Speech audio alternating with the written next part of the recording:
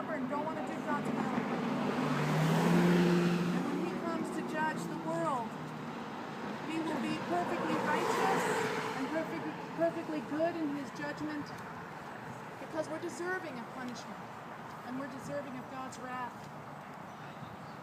But God in his mercy became a man, and he lived a perfect, sinless life. And then he sacrificed himself. So lovingly, he shed his blood.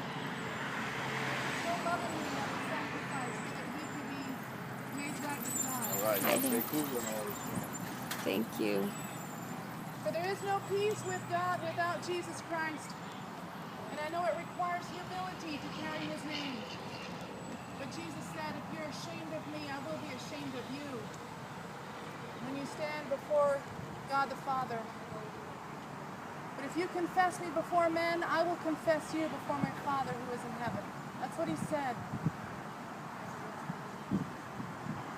So looking again back at this universe and how tremendously awesome it is that a powerful God exists who lives outside of time.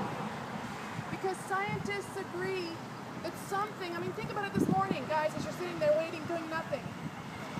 They agree that something has to exist that's outside of nature. This cannot have existed forever. Impossible. And to think that there are laws that govern this universe, well, that's because there is a lawgiver. And everything in this universe obeys the lawgiver except man. He's given us the free choice to obey him, to not obey him. Jesus said, those who love me will obey me.